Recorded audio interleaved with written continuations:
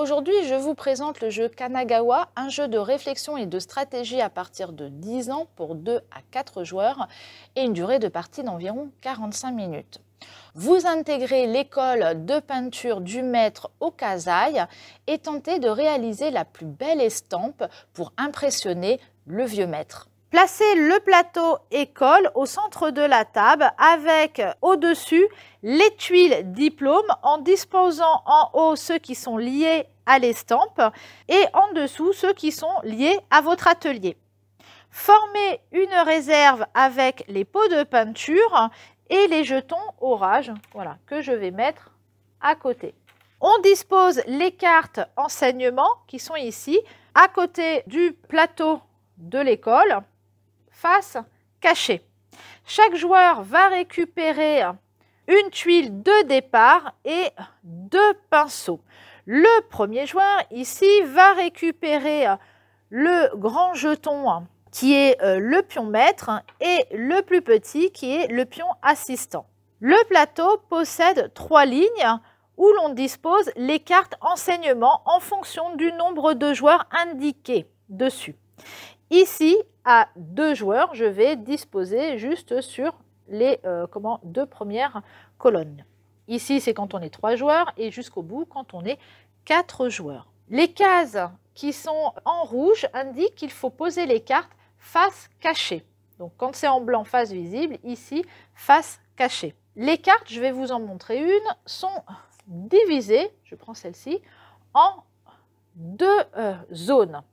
Donc, vous voyez une petite zone ici qui rappelle la couleur de notre tuile et la zone paysage. En fait, c'est ça que je ne vous ai pas expliqué. En bas, ici, de la grande tuile que vous prenez, cette partie basse est la partie de votre atelier et la partie haute ici, c'est l'estampe que vous peignez. Donc, ça veut dire que cette partie-là, en fait, se place dans l'atelier et celle-ci dans l'estampe. Si je veux placer cette carte-là dans mon atelier, en fait, je vais la positionner en cachant sous la tuile et je vais la positionner comme ceci. Et donc, en fait, je vais compléter mon atelier de peinture. Si je veux la placer côté estampe, c'est de ce côté-là que je la placerai en cachant donc le bord atelier et je place donc ma peinture, mon paysage. Je le replace ici. Donc, on y trouve sur ces cartes, je ne vous ai pas montré en fait, des icônes ici en bas de paysages. Dans le jeu, il y a 4 paysages différents. Vous possédez déjà sur votre tuile de départ un paysage. Vous voyez, chacun en a un. Ce n'est pas le même sur la tuile. On peut avoir la forêt, la montagne. Donc ici, par exemple, c'est la montagne, la plaine et l'océan. Si je vous montre les autres tuiles, ici, ça sera la forêt et sur celle-ci, l'océan. Vous trouvez également en bas, à côté de votre atelier, 2 pinceaux qui vous permettent de récupérer un pinceau. Sur les cartes, vous trouverez différentes icônes. Par exemple, ici, là, vous avez l'assistant. En fait, ça vous permet de récupérer le jeton assistant. Vous avez d'autres choses. Donc, vous voyez, en fait, vous avez différents paysages. Et des fois, vous avez l'icône d'un pinceau que je ne trouve pas là. Mais il y a un pinceau, ça vous permet de récupérer un pinceau. Et vous avez d'autres icônes comme celle-ci qui permet de garder une carte en main. On a même une double flèche en fait qui permet de pouvoir avancer son pinceau sur l'estampe. Mais on verra tout cela petit à petit quand on va jouer parce que c'est un petit peu brouillon ce que je vous fais. Ce qui est important de voir aussi, c'est que sur les tuiles de départ, et vous les aurez également sur les estampes, vous avez les saisons. Donc le printemps, l'été, l'automne et l'hiver. Donc l'automne qui est ici qu'on retrouve là avec les feuilles d'automne. Ici, ça va être le printemps avec les fleurs. On va voir l'hiver avec les flocons de neige. Tout cela va avoir une importance, vous verrez, pour pouvoir gagner des points en fin de partie. Sur certaines cartes, vous avez aussi une illustration de l'orage qui permet en fait de remplacer n'importe quelle saison. Et dans l'arrière-plan du paysage, qui est représenté également en bas et au centre, pour pouvoir poser cette carte sur son estampe, il faut posséder le paysage dans son atelier. Donc par exemple, ici, pour pouvoir poser ce paysage, il faut que j'ai dans mon atelier l'océan. Là, en l'occurrence, j'ai que la montagne. On va voir ça petit à petit. En fait, déjà, ce que va faire le premier joueur, il va poser des cartes donc, sur la première ligne de l'école, comme cela. On dit si on souhaite passer à la pratique ou continuer l'enseignement. Quand on souhaite pratiquer, en fait, on récupère les cartes d'une colonne qu'il va falloir placer donc à sa tuile, donc côté atelier ou côté paysage. Ou si l'on continue l'enseignement, on va poser les cartes sur la ligne d'en dessous. Donc là, par exemple, notre premier joueur se dit, mais tiens, cette carte-là, qu'est-ce qu'elle me donne? Si je la mets côté atelier comme ça, elle me permet de pouvoir dessiner des montagnes. Donc là, je peux dessiner des plaines, mais maintenant, je peux dessiner des montagnes. Si je la place de ce côté-là, là, je ne peux pas, il faut que j'ai dans mon atelier, deux icônes de plaine. J'en ai qu'une seule, donc ce n'est pas possible de le peindre. Bon, là, en fait, en l'occurrence, pour l'instant, ça ne va pas assez loin. Ils vont continuer tous les deux l'enseignement. Dans ces cas-là, le joueur continue à mettre des cartes. Donc là, il va en placer une ici, pardon, face visible.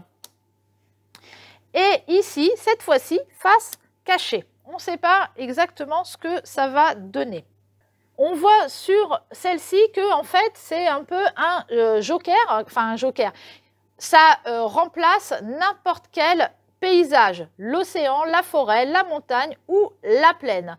Mais alors, pour pouvoir la poser, ça va nous retirer des points à la fin. Mais bon, c'est un choix.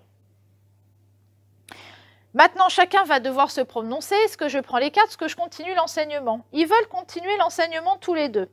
On va reposer une carte face cachée, puisqu'on est sur la case rouge, et une carte face visible. On est arrivé au 3e jour de l'enseignement. Donc là, il n'est plus possible de continuer l'enseignement. Donc maintenant, les joueurs sont obligés de prendre les cartes qui sont posées. Maintenant, c'est à eux de voir quelles cartes ils souhaitent mettre dans leur atelier, quelle colonne ils vont récupérer. Et quand ils récupèrent une colonne, ils récupèrent toutes les cartes. Ici, ce joueur-là dit, bah, ça, de toute façon, je peux pas le peindre. Je ne peux pas le peindre non plus.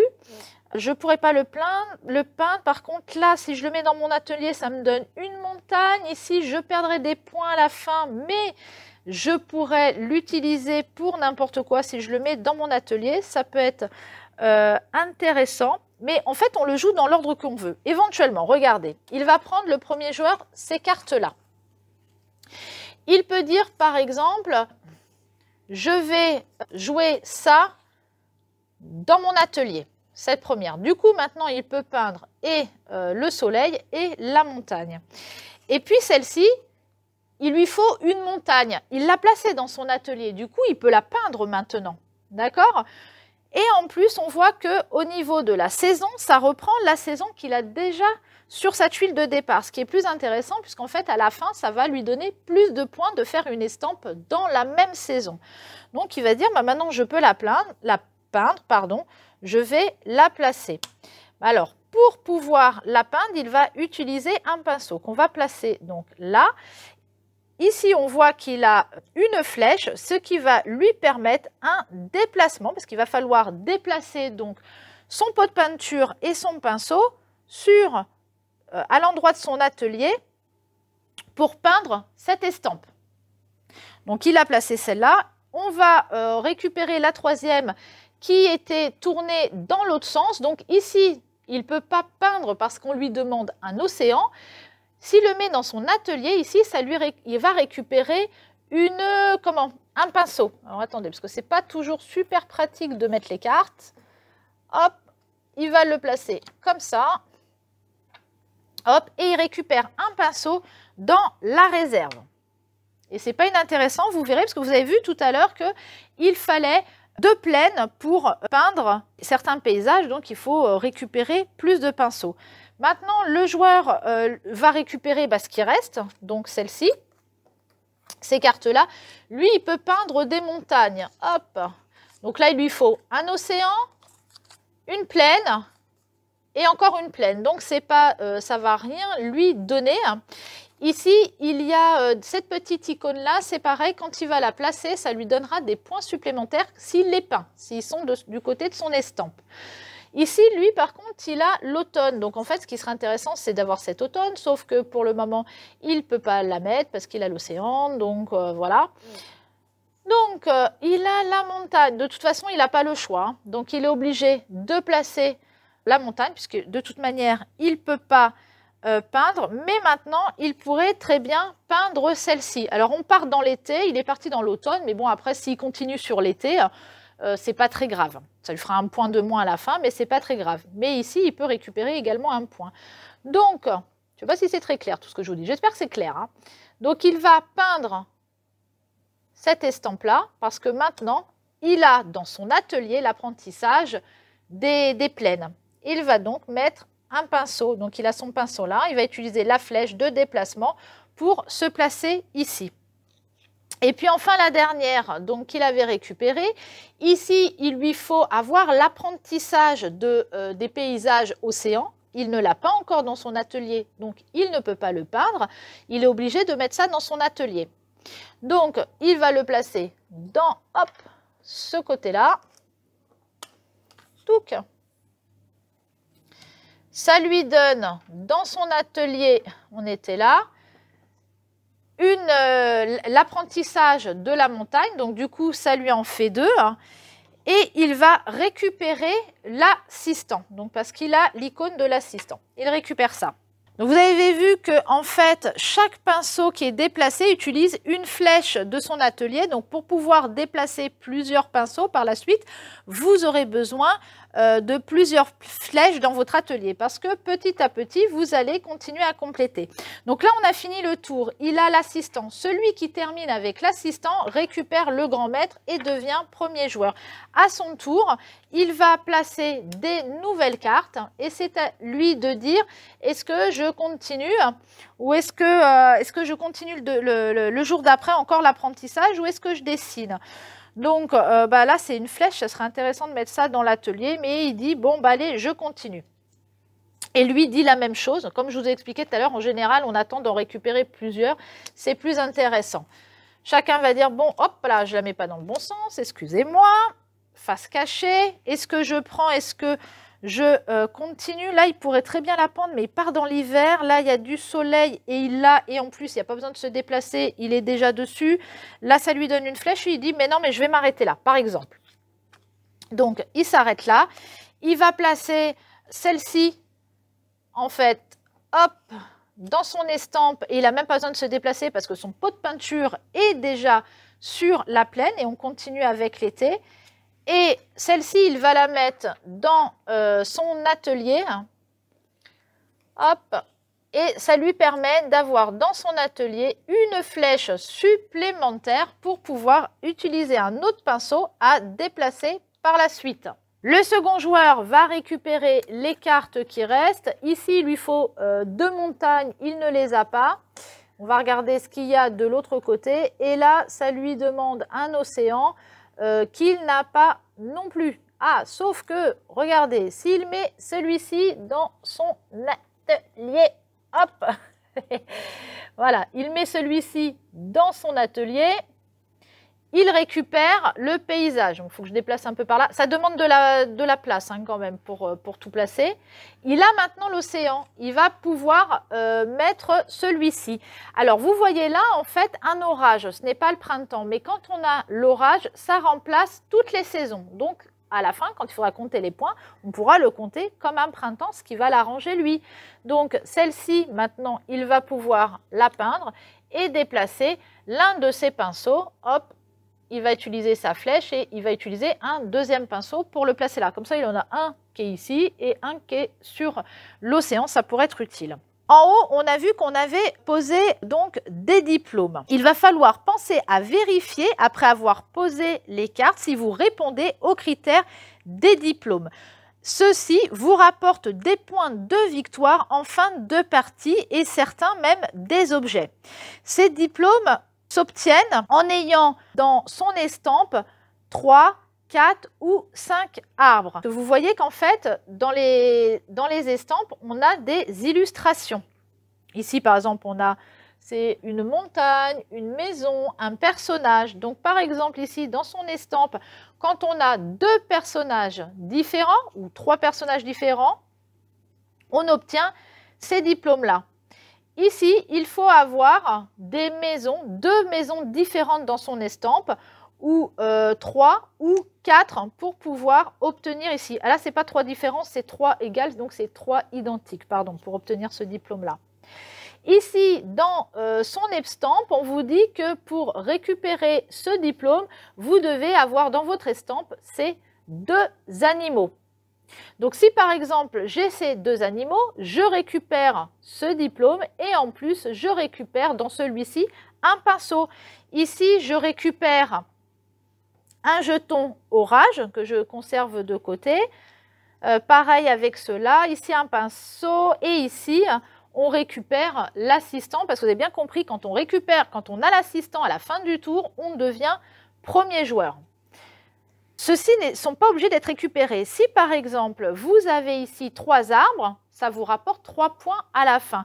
Vous pouvez essayer de tenter d'avoir les 4 arbres ou les 5 arbres pour marquer plus de points. Mais attention, si quand vous avez les 3 arbres, vous ne prenez pas le diplôme, donc vous l'avez refusé pour aller plus loin, impossible de revenir en arrière. Après, par la suite, vous ne pourrez plus récupérer ce diplôme. Ici, c'était pour l'estampe, mais c'est exactement la même chose ici pour l'atelier. Quand vous avez récupéré 3 pinceaux, donc là on a vu qu'on en avait mis 1, donc quand on en a 3, on récupère ce diplôme-là, quand on en a 4, on récupère celui-ci. Là, quand on a 2 paysages pas identiques, on peut récupérer celui-ci. Et puis là, quand on a 2 fois des flèches ou 3 fois des flèches, comme ici, on peut récupérer ces diplômes. La partie prend fin dès qu'un joueur a posé 11 cartes dans son estampe, ce qui fera avec la tuile de départ 12 paysages, ou qu'il n'y ait plus de cartes enseignement. Il faudra maintenant faire le décompte des points avant de passer au calcul. Les joueurs ayant récupéré des tuiles orage peuvent les placer pour transformer la saison. Vous voyez, par exemple, si j'avais mis, ah bah là c'est une tuile orage, voilà, j'avais mis ici par exemple un printemps alors que j'étais partie dans l'été, mais j'ai récupéré une tuile orage grâce à un diplôme par exemple ici. Hop, je vais placer ça sur mon estampe et du coup, ça, je pourrais compter avec l'été. Donc, on va commencer par compter le nombre de cartes dans l'estampe, y compris la tuile. Donc, on ajoute, donc si j'ai posé, je suis premier joueur qui a arrêté parce que j'avais mes 11 cartes plus ma tuile, ça faisait 12. Je dis stop, on arrête le jeu. Donc, ça me ferait mes 12 points.